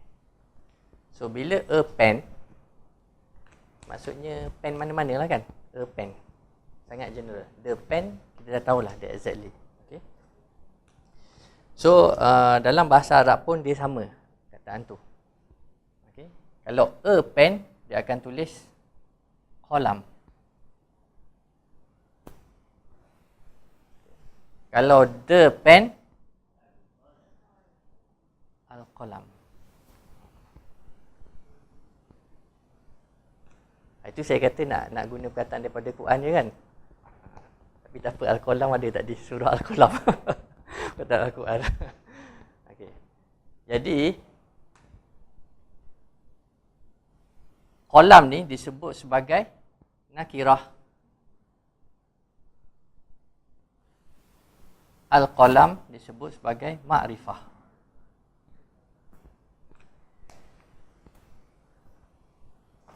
Contoh ayat dia kata, ni saya baca ayat dialek lah. Ayat yang harian lah. Haza qalamun. Ini pen. Saya tak describe pen apa pun. Mana-mana pen lah. Haza qalamun. Okay. Kalau dia kata, hazal qalamu jamil. Pen ini cantik. Contohnya. Maka saya nak kata pen ini, pen yang saya ada ni cantik. Hazal qalamu cantik. Maka makrifah tu menandakan itu suatu yang spesifik untuk menunjukkan pen ini. Okay.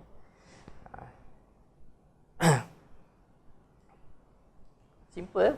Kita kata dalam Al-Fatihah kita kata Alhamdu. Alhamdu ada alif dan lam tadi kan? Boleh tak kalau dalam Al-Fatihah tu Allah nak sebut hamdun?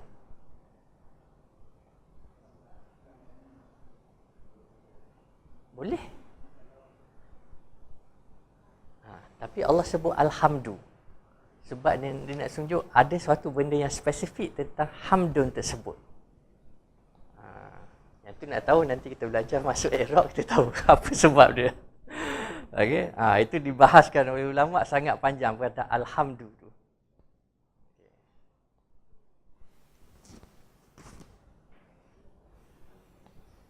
Okey. Bila dia nakirah, bila dia makrifah kita kata kalau katakanlah dia takdir dia dalam keadaan marfu' ataupun dhammah, dia ada al-qalamu. Macam alhamdu tadi kan, dia permulaan ayat al-qalamu. So bila nakirah dia jadi qalamun. Maka qalamun ini adalah yang dinamakan tanwin. Dan tanwin hanya terjadi dalam keadaan nakirah daiman. Daiman. Itu saja tanwin itu wujud. Okay.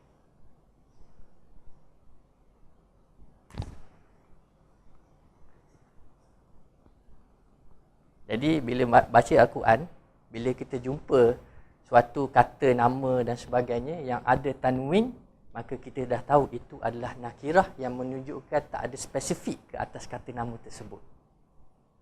So ingatlah sampai bila-bila. Itu kaedah untuk mengetahui makna Al-Quran.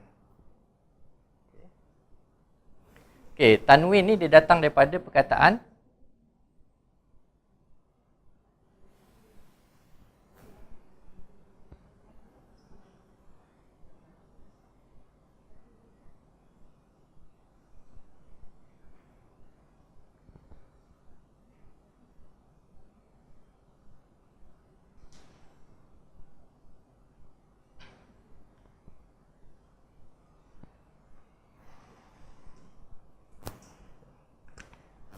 Nawwana yunawwinu tanwin. Siapa tahu maksud nawwana yunawwinu tanwin, apa maksud dia? Hari-hari kita baca Quran, hari-hari kita nampak tanwin kan? Tapi kita tak tahu apa sebenarnya maksud tanwin. Okey. Kalau kita buang ni kan, kita dah nampak kan? Dari sudut huruf tu.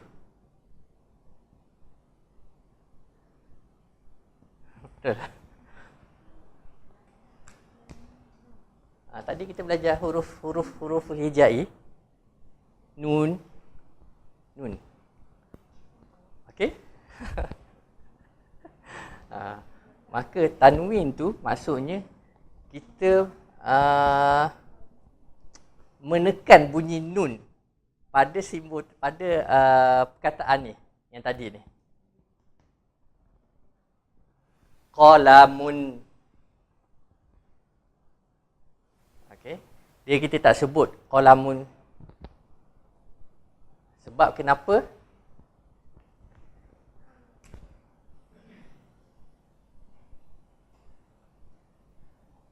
Qalamun tak boleh. Contohnya, dia kena buat ni.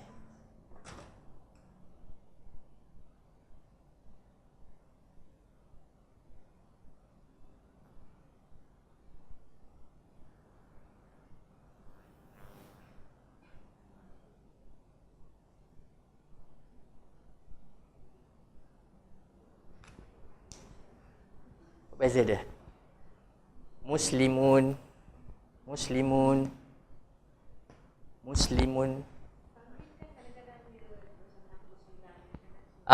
Okey, soalan yang bagus. Okey, tanwin dia boleh buat gini. Dia boleh buat gini. Osmani dia buat macam gini lebih kurang itulah. Tak kisahlah mana-mana. Okey. Setengah orang kata kalau biasa di tanah Arab dia banyak pakai benda ni. Tulisan tangan. Kalau di kita di Malaysia kita banyak pakai gini. Dia ikut tempat. Dia tak ada masalah benda tu. Jadi bila tanwin dia baca, bila kita kata nun tadi, nun tu ditekankan. Bila kita sebut muslimun ditekan nun. Tekan tanwin ni. Yang ni muslimun. Nampak tak beza dia?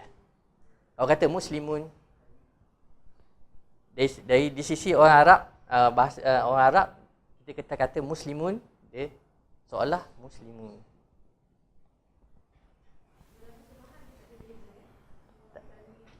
Ini seorang muslim, yang ni ramai, plural, orang muslim. Dia memberi makna yang berbeza lah. Sebab tu dia kena tekankan muslimun. Okay. Yang pertama, tadi kita kata kita pakai fathah.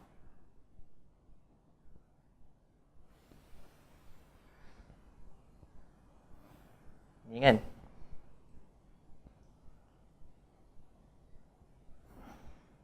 Yang kedua kita ada dhammah.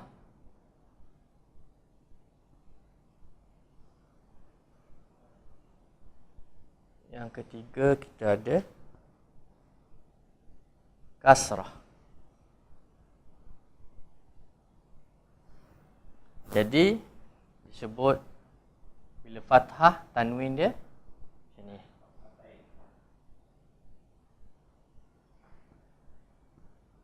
Tanwin fathah.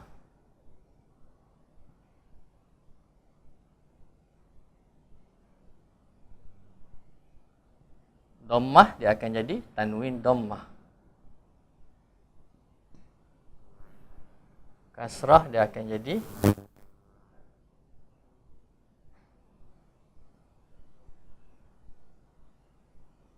tanwin kasrah.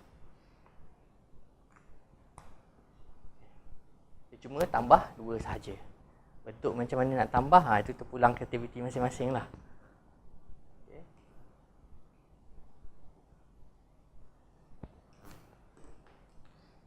Kita ambil satu contoh.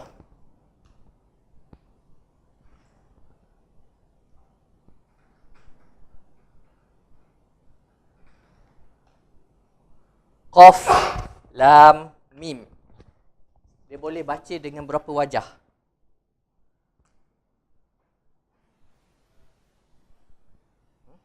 Empat. Dua. Apa dia?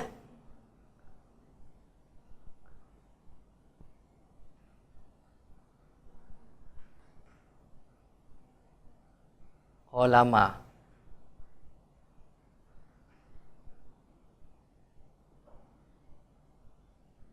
Qalamu.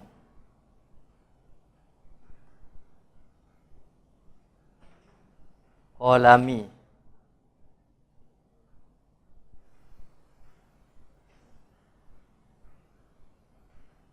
Qalam. So daripada qalama dia boleh jadi qalaman. Qalamu dia jadi qalamun.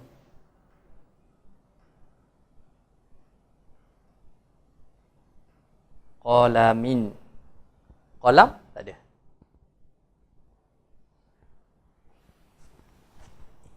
Jadi dia boleh baca dengan berapa wajah? 1, 2, 3, 4, 5, 6, 7. Perkataan qalam dia boleh baca dengan 7 wajah. Okay. Yang pertama qalama. Tadi kita tengok fathah kan? Qalama. Alif tadi kan? Okay. So bila ada tanwin jadi qalaman. Okay. Qalamu jadi qalamun. Ditekankan. Qalami, qalamin. Qalam. Kenapa dia sukun? Sebab saya cakap tadi, kita baca untuk stand alone vocabulary. Jadi baca qalam. Yang ini, bila ada baris ni, semuanya bila kedudukan dia dalam ayat. Maka dalam 7 keadaan kita boleh baca qalam sahaja. Dan setiap satu ni dia beri makna yang lain. Berdasarkan kedudukan dia dalam ayat. InsyaAllah nanti kita sampailah tempat tu. Okay?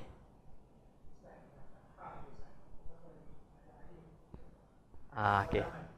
Kejap lagi saya cerita kenapa.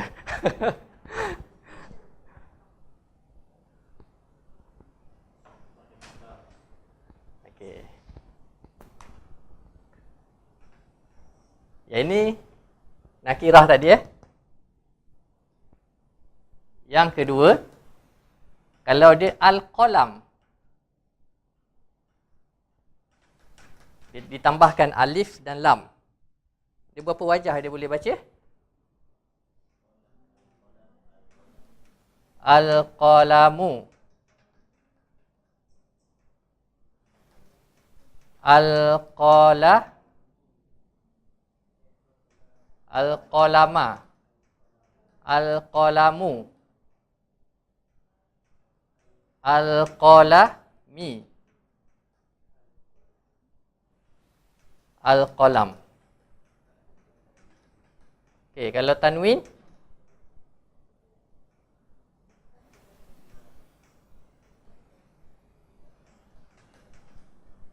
sebab apa? Sebab kita kata tanwin hanya untuk nakirah selama-lamanya. Dia tak ada milik makrifah, dia tak kongsi, dia tak share. Dia milik yang ini selama-lamanya. Yang ini saja yang ada tanwin. Lepas ni jangan silap lagi.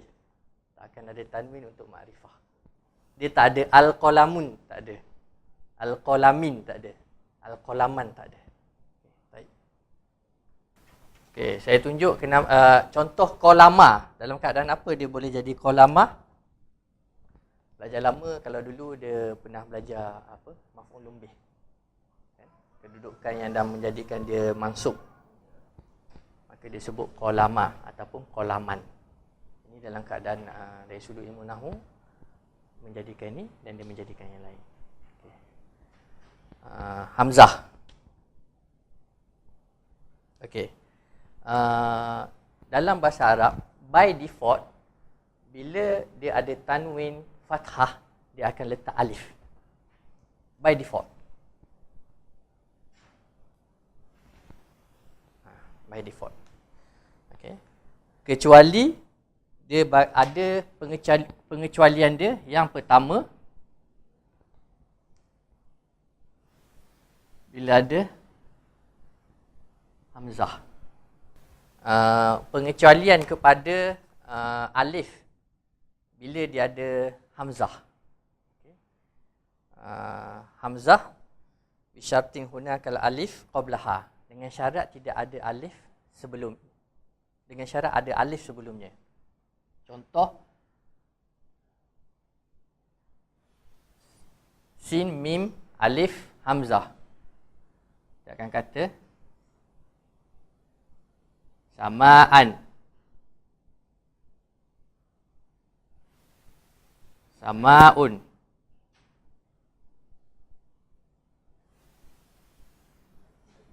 samain. Tak ada alif kan?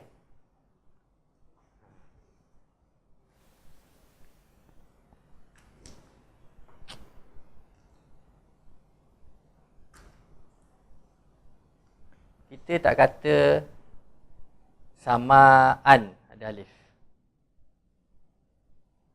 Kita kata samaan. Okay. Sebab ada alif sebelumnya. Okay. Dia dalam bahasa Arab, dia jarang ada perkataan sebelum tu ada alif, selepas tu ada alif. Dia tak ada. Orang Arab dia tak suka macam tu. Jadi dia buang alif tu. Sebab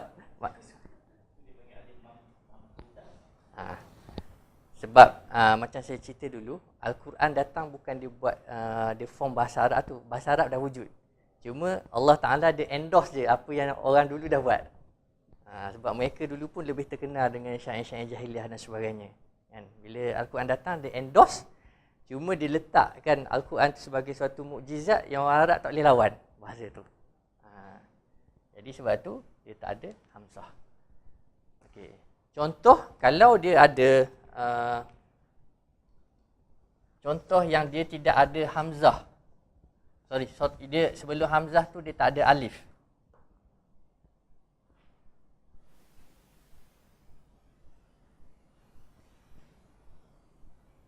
Juz'an,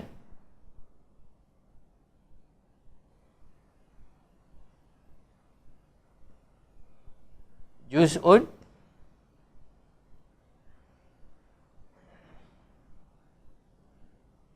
juz'in.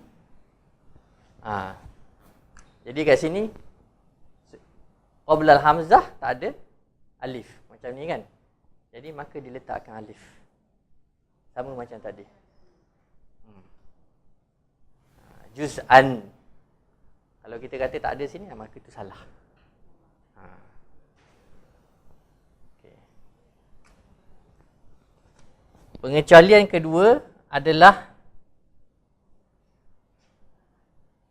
muannas bitak marbutah. Okay. Kenapa?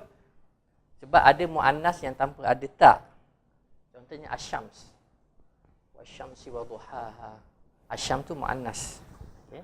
Nanti kita akan masuk insya-Allah minggu depan. Bab kalimah tu. Okay.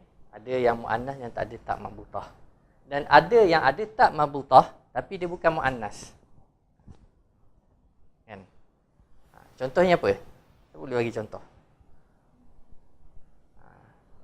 Ramai sahabat Rasulullah yang nama dia ada tak marbutah. Contohnya Muawiyah, Abu Hurairah, Talhah. Tapi dia bukan muannas, dia muzakkar, dia orang lelaki. Okay. Itu nanti dah advice kita masuk bab mamnu' minas sarf. Itu. Okey, contohnya kita ambil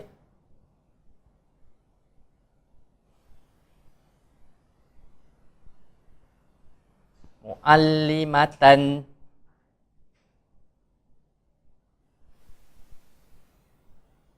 muallimatun,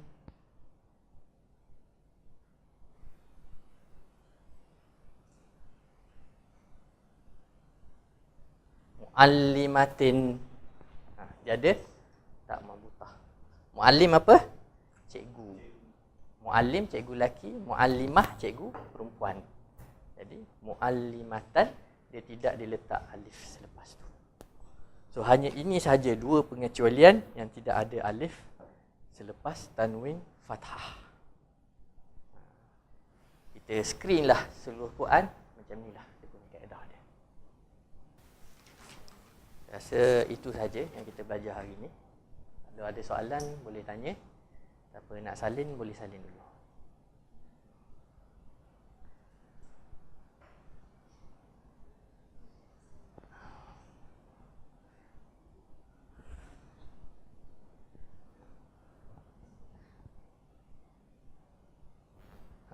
Jadi yang ni kita dah habis pelajaran kita bab mukaddimah. Ni baru mukaddimah je. Daripada hari tu sampai hari ni baru mukaddimah dia. Kan? Lecture 1 alhamdulillah. Selepas ni siapa yang boleh buat latihan sendiri, revision sendiri, siapa tak tahu, seterusnya boleh datang jumpa saya personally, tak ada masalah. Post dalam grup dan sebagainya. Sebab benda ni saya dah tak akan ulang lagi dah. So ini hanya revision. Dan kita upgrade diri kita. Inilah dia punya route macam mana pecahan-pecahan tu akan berlaku selepas ni. Sebab mulai minggu depan kita dah akan mula yang dalam silibus tu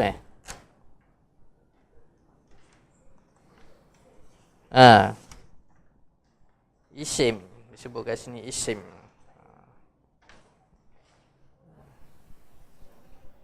Kita akan mula al-kalimah yang tanqasimu ila salasah al-ismu wal fi'lu wal harf. Kita akan belajar benda tu. Itu benda yang lebih teknikal. So kita selesaikan benda ni semua, kita akan discuss benda tu. InsyaAllah saya cuba buat dalam bentuk framework lah untuk senang untuk kita lihat. Dan bila start daripada topik ni, baru dia ada dalam buku tu kan, buku teks kita. Yang buku teks yang English tu kan. Izat tu. Okey.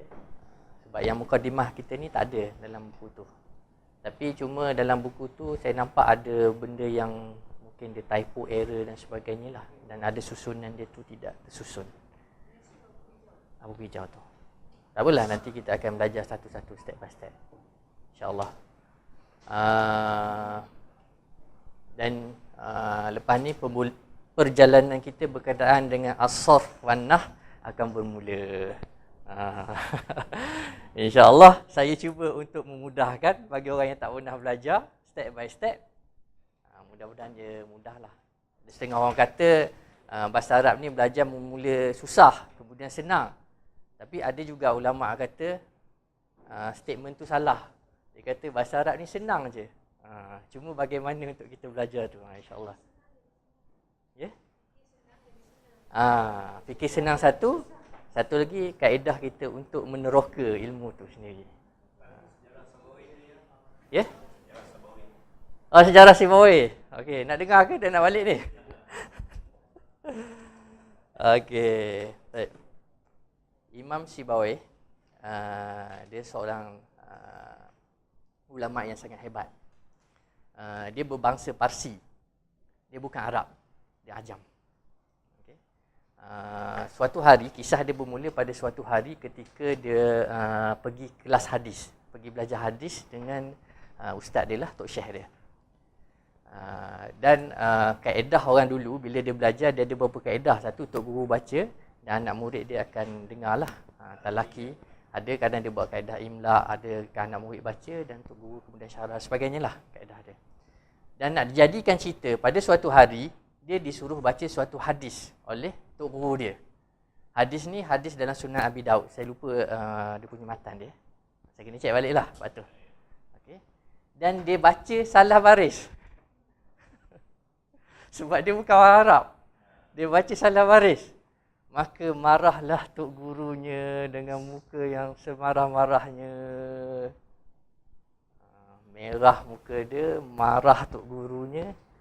Dan pada hari itu dia kata, aku tidak akan belajar Al-Quran dan Sunnah melainkan aku tahu bahasa Arab.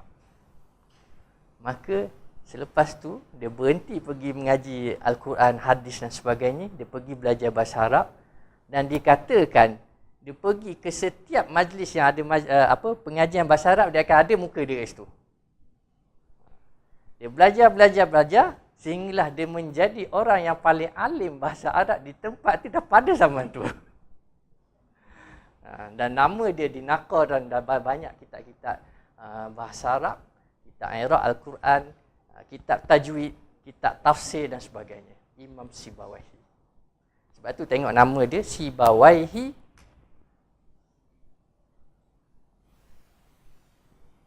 Sibawaihi. Nanti kita belajar dia kata mamnu' minas sarf. Nama ni tak boleh nak ditransformkan. Dia tak boleh nak jadi hu, hi. Dia tak ada. Han, hin, hun, dia tak ada. Sibawaihi macam tu je. Sebab dia bukan orang Arab. Kalau nama Muhammadun, dia nama Arab. Jadi Muhammadun, Muhammadan, Muhammadin. Dia boleh i'rab benda tu. Yang ni tak ada. Dia panggil mamnu' minas sarf. Cuma adalah perbahasan furuk dalam bahasa benda ni. Saya tak nak cerita kat sini lah. Nanti pening. Okey. Kemudian diceritakan, ni ustaz saya dulu lah, dia cerita kerana ketekunan dia ni belajar bahasa Arab, suatu hari dia membuatkan isterinya tu cemburu. Isteri dia. Wallahu a'lam. Dia khabar ni pun tak tahulah sahih ke tak, cuma saya menceritakanlah. Okey. Isteri dia cemburu sebab dia selalu dengan kitab dia, maka disimbahilah buku-bukunya dengan dakwat. Jangan hukum orang lagi. Ini saya cerita. Okey.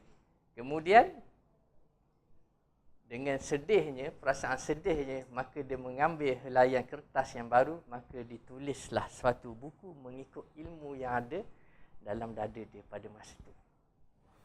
Kerana dah habis semua. Maka dikatakan bahawa ilmu yang dia tulis tu tanpa ada ulama yang mensyarahkannya, maka orang hari ini tak akan faham ilmu dia.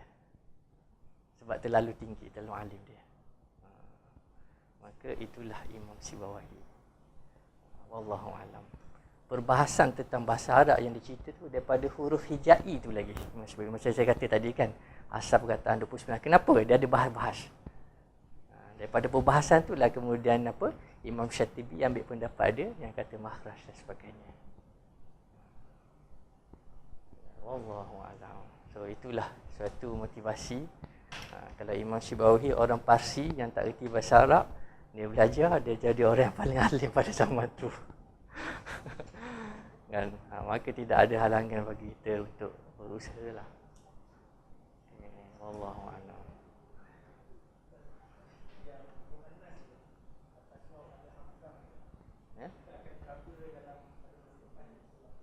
Nanti sampai dekat Hamzah dia cerita tu. Hamzah ada cerita dia sendiri.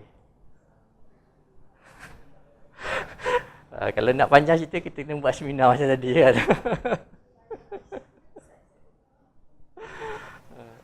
Okey, Allahu a'lam.